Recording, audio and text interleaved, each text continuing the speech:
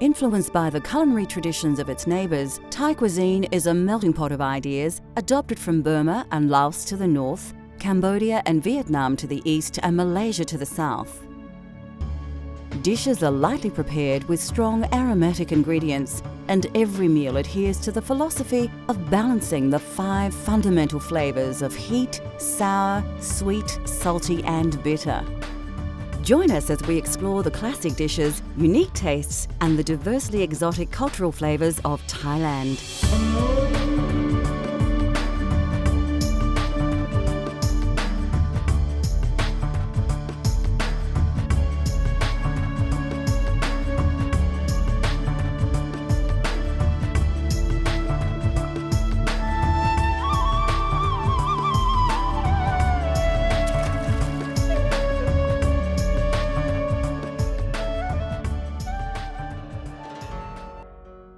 Thailand lies in the heart of Southeast Asia, and for centuries it was an important trade stop-off between India and China. Throughout its rich history, Thailand has been shaped by the cultural influences of its neighbours and trading partners. The Vietnam food is some place is quite similar of Thai food, and they have a spicy, but some places didn't eat spicy like Thailand, and didn't use the same ingredient of Thailand. It's some quite similar, and Cambodia food is different than us as well. So Thailand is quite spicy than more any Asian country. Thai food combines centuries-old Eastern traditions with more recent Western influences. Yet this cuisine is truly recognised around the world as being quintessentially Thai.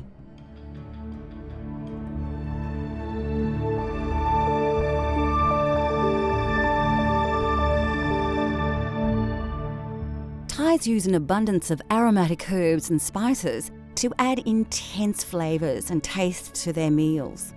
Garlic, lemongrass, turmeric and kaffir lime leaves are the main ingredients in curry paste, but they're also commonly used in stir-fries, salads and tom yam. Galangal, which is similar and often used instead of ginger, is extensively used across Thailand in curry paste and tom yam. Thais often add young ginger to their soup or to brew a refreshing tea. As ginger and galangal roots age, their flavour intensifies, but their flesh becomes more fibrous. Krachai, commonly known as finger root or Chinese ginger, is often included in curry pastes or finely sliced and added to stir-fries. In the West, fresh krachai can be hard to find, and it is often only available pickled or frozen. Thai basil, which is stronger in taste than the Italian variety, can be identified by its darker leaves and purple flowers and stems. Considered to have a subtle licorice or mint flavour, this sweet basil is used in many Thai dishes. Another fragrant herb with many uses is coriander. The leaves can be used as an ingredient and garnish, while the stalks are often ground into curry pastes and sauces. Thai cuisine is well known for being spicy. Chili is of course widely used throughout the region and was introduced by Portuguese missionaries only in the 17th century. Generally, the smaller chilies are the hottest, with the tiny red bird's eye chilies, also sometimes referred to as Thai dragon chili, being the hottest of them all. Long red, green and yellow chilies are generally sliced and added to stir-fries, salads and curry paste, with the green variety tending to be milder than the red. To create authentic tasting Thai curries, first you need to create a fresh curry paste to use as your flavour base in your curry dishes. We are going to show you the secret of an authentic red curry paste. If we make curry paste in Thailand, it's really easy. More the country people is make their own curry paste every day. But in the Bangkok people, sometimes they buy it from the market. It's already made. But it's more the kitchen. Nearly every kitchen, if they do their own curry paste. In Thailand, it's easy to find a herb for doing curry paste.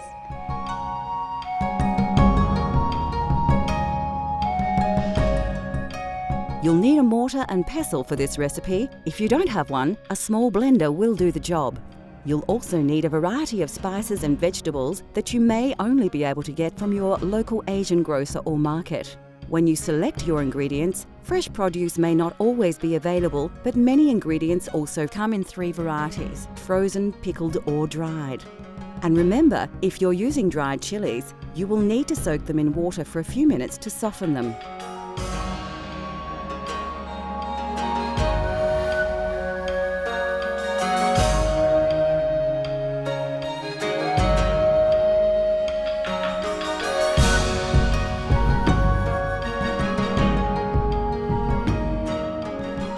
Firstly, finely slice your lemongrass stalk.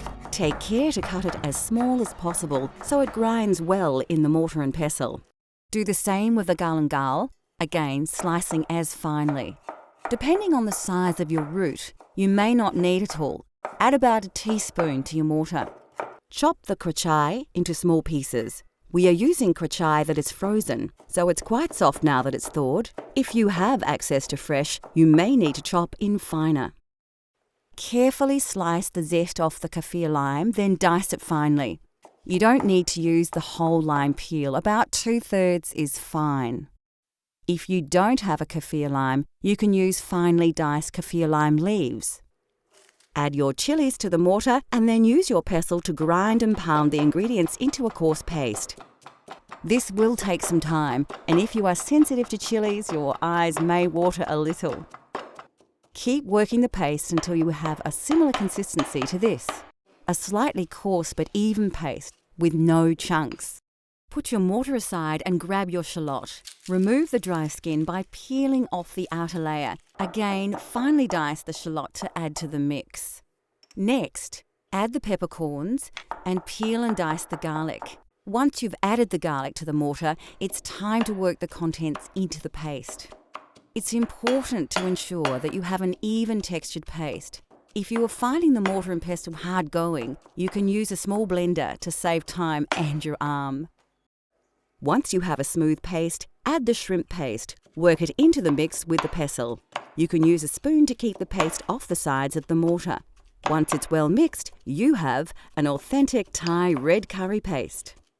Transfer your paste into a dish so you can use it later.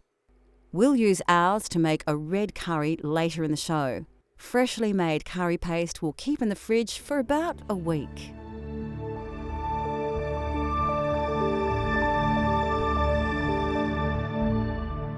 Like any cuisine, there is a wide and varied range of condiments and sauces that can greatly influence the taste of any dish.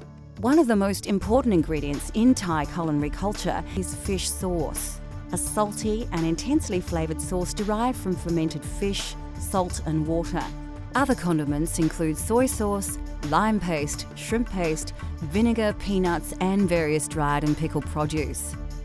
Dried shrimp and shrimp paste, pickled fish and chilies, even pickled peppercorns may seem unusual and exotic to Western tastes, but are commonly found in popular Thai dishes.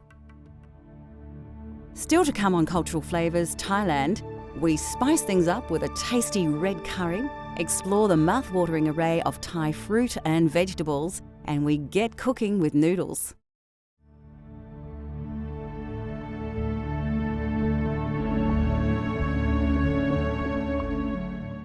Rice is the staple grain of Thailand, and the fragrant and indigenous jasmine rice grows in abundance throughout the Central Plains.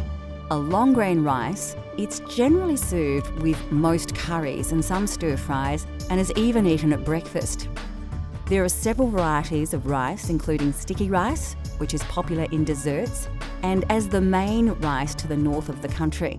Black sticky rice, or wild rice, is also a popular dessert rice.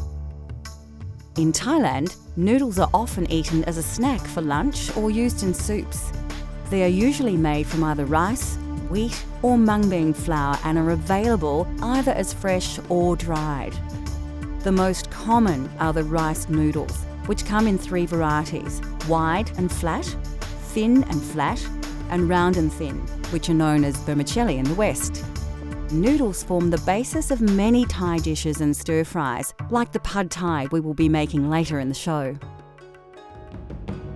Thai curries have taken their influence from India and China, but the flavours of these spicy popular dishes are uniquely Thai. Thai and Indian spicy is different spicy. Thailand use chili, but Indian use different spicy than us. So Thai food is more soft than Indian foods. It's not too strong of herb.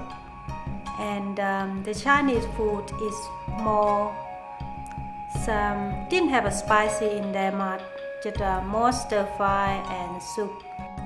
We showed you how to create a wonderful aromatic traditional red curry paste earlier in the show. Using this paste as a flavour base, we will prepare a Thai red curry using a range of fresh vegetables and chicken.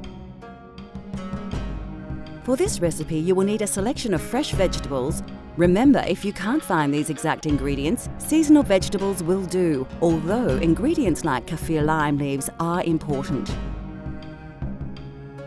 The classic Thai ingredients we will be using are combinations of fresh, frozen and even pickled. All are readily available from Asian grocers.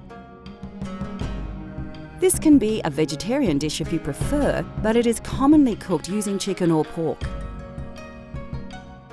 Of course, you'll need a couple of tablespoons of the authentic red curry paste, and the meal is generally served with jasmine rice.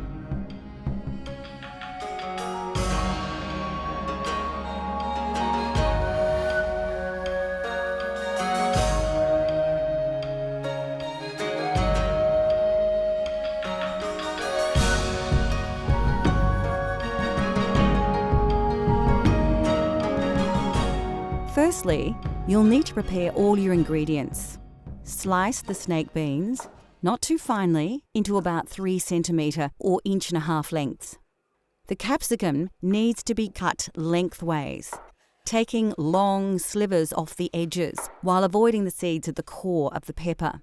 Then dice these slices, like so. Having peeled your carrot, slice it so it can cook quickly but still retain its texture.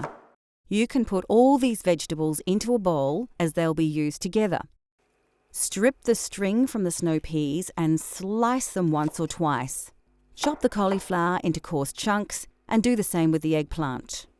You will need to chop the kaffir lime leaves very finely as their flavour is very intense, so it's best to fold them together tightly and very carefully slice off tiny slivers. Add the bamboo shoots and karachai to your mix. Then you will need to get your rice cooking so it will be ready to serve with your red curry. As the rice is heating up, dice the chicken ready to cook. Heat your wok and add about 2 tablespoons of soybean oil. When the oil is hot, add your curry paste, releasing the flavours in the oil. Quickly before it burns, add a portion of your coconut milk. Keep it moving in the wok. When you have worked the curry paste and coconut milk together, add the chicken and combine it with the paste. Once fully coated, you can add more coconut milk and stir the mix together. It's a good idea to add your coconut milk in stages. Although it does reduce, the milk is the best way to control the consistency of your curry, adding more if you feel the dish is too dry. You can now add the lid to the wok and cook on a low heat until the chicken is cooked through. Now add 4 tablespoons of sugar and 2 tablespoons of fish sauce and stir through before adding the vegetables you prepared earlier. You can add the diced vegetables all at once, but ensure you stir them thoroughly. Return the lid and simmer, steaming the vegetables for about 5 minutes. Be careful not to stew the curry, so watch the heat. We don't want to overcook the fresh vegetables. Finally, add the green pickled peppercorns and pick the leaves from your bunch of Thai basil. Mix the ingredients together quickly, as you don't want to cook the basil, just warm it enough to release its flavour into the curry. By now, your rice should be cooked and the dish is ready to be served. It is traditional in Thailand to serve the curry in one large dish and place the rice in another. Diners will then serve this into smaller bowls. So there you have it, Thai red curry with chicken and jasmine rice using an authentic, fresh, homemade red curry paste.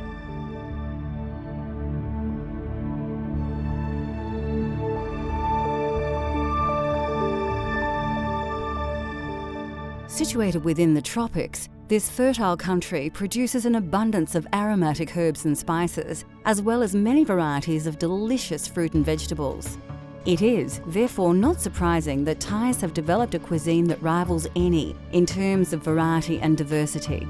Vegetable staples include the eggplant, Chinese cabbage, choy sum, and several types of mushroom. Some of these vegetables were introduced in Thailand through the trade routes from India and China and have become an integral part of the Thai food culture. Bean sprouts are also often added to various dishes.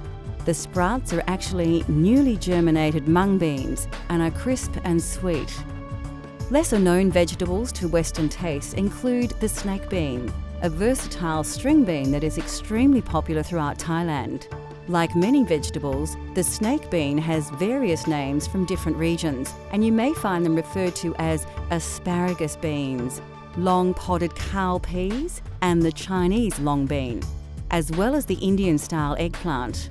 Thailand has its own eggplant varieties. These are cultivated in several colours and sizes, and although much smaller than the large purple aubergine we are familiar with, all are widely used in curries and stir-fries or dipped in sauces and eaten fresh. Spring onion, chives and mint are commonly added to lap, a sour salad with meat and chilli, or simply used as a garnish. Thai cuisine often features shallots, which are similar to onions but are considered to have a sweeter, milder flavour. Of course, another quintessential Asian ingredient, which is prominent in Thai cooking, are bamboo shoots. Shoots are used fresh or pickled and are usually sliced thinly as they can have a woody texture, especially near the pith. Next on Cultural Flavours Thailand, we fire up the wok and our taste buds as we prepare a Thai family favourite and the country's national dish. Plus, we explore the many wonderful and exotic tropical fruits of Thailand. Pad Thai is a simple, flavoursome dish that is easy to prepare, healthy to eat, and most ingredients are readily available.